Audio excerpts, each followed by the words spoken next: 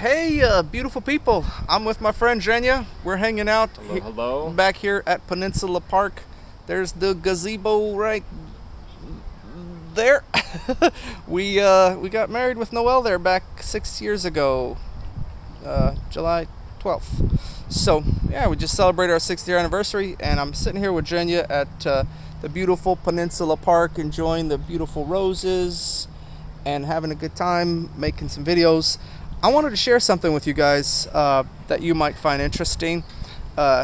This is not super churchy or spiritual, but this is music and movies that inspire your life. They don't have to be a Christian movie. That guy keeps doing laps. Adds humor to my video. But anyway, so Zhena, is there any music that you heard that really helped you, encouraged you, inspired you, or helped you, or any song or something that comes to mind that you really liked?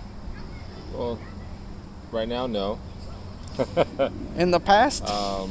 In the past, the song like "I Believe I Can Fly," I believe I can fly. Woo! I believe I can touch the sky.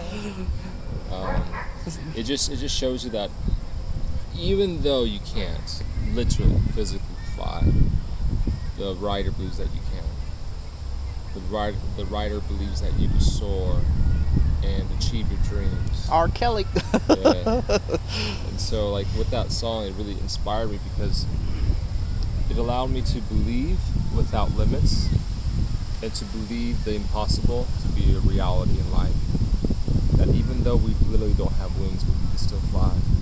Even though literally we can't jump and touch the sky, we still can. And not allow our circumstances limit us to do the impossible. So for instance, for me, when God says, hey, I want you to do this, I'm like, Lord, I can't do this. This is impossible. Of course, it is impossible with my strength, but with His strength, all things are possible. So that's one of the songs that really inspired me, really encouraged me. Is there any movies that you really liked? One of your favorite movies that really speaks to you, encourages you, or something? Yeah, the movie 300. Hoorah! Oh!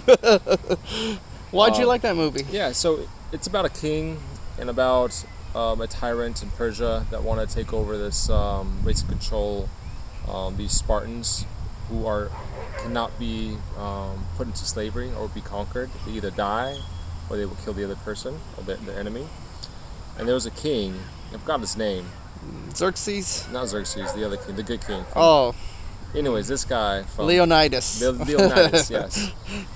He proposed to go and fight the Persians against all odds.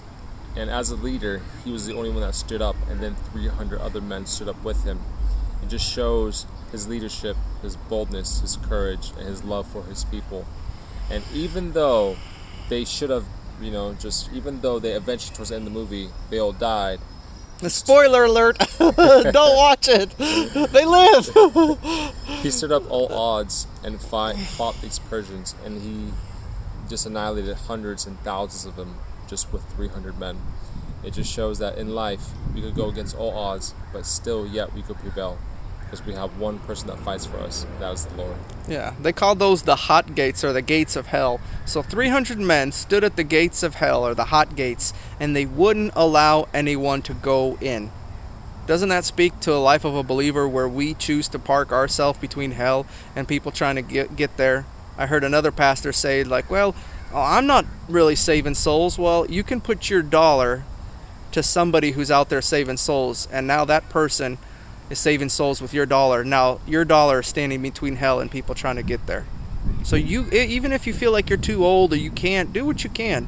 But a lot of times we have to be the ones who stand and bridge that gap and say, yeah, I know you guys are trying to go in, but we're going to stay here and save souls and usher them into the kingdom of God. So I really like that concept. But the 300 movie, powerful movie, man. Every once in a while I like watching it.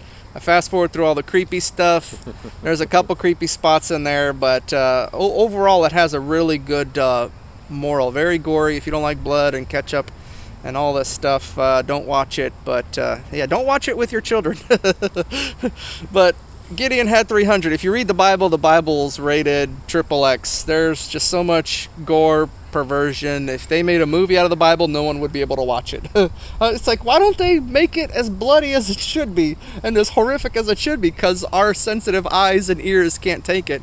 Because the Bible was real. It was genuine stories, people sharing their lives of what they went through and how they encountered their successes, and you see a lot of their failures in there too. So it shows you they're people just like us. They did their best with what they got, and so could we. But yeah, that's Zhena's movies and things, and we can hit more movies and more stories. I have so many interesting stories I'd like to share when it comes to one of my favorite ones that I like the most, I think, might be the Lords of the Rings series. A lot of people might have seen it or not. I like it because it has a really interesting storyline. It's really long for those who don't like to watch it. There's like many series, many episodes, but you should check it out. It's really beautiful when you see Frodo with that ring trying to achieve something, trying to get somewhere and destroy a ring with impossible odds stacked against him. And I think in life we go through these times when these odds are stacked against us and it feels impossible, but I love watching it because it always encourages me and inspires me, and it's one of my favorite series or movies, so check it out if you guys haven't. That's a really good one. And when it comes to music, I love so many different kinds of genres of music, but you know, I have my recent one, I'm on vacation, because I love my occupation. I have that song, I really liked it, but it just depends what I'm going through. But sometimes I'll turn on songs, or even I'll be going through a funky mood or something is bothering me, and I'll just listen to the radio, and then just random songs will come on and they'll speak to my heart, you know. So I encourage you guys, just keep an open eye and ear constantly, and just constantly keep communicating with God in your heart, and you'll notice that He'll share things with you when you least expect it, through a movie. Sometimes I'll watch The Matrix, or that'll minister to my heart. But to the pure, all things are pure. I don't listen to everything or watch everything, but a lot of stuff really speaks to my heart, and someone else will only see perversion, and all I do is hear God's voice in the middle of anything or anywhere. So I encourage you guys to post a comment if you like a certain movie or a song that ministered to you. It might encourage and help someone else and bless their life. Love you guys. Thanks for tuning in, and we'll see you guys on the next one.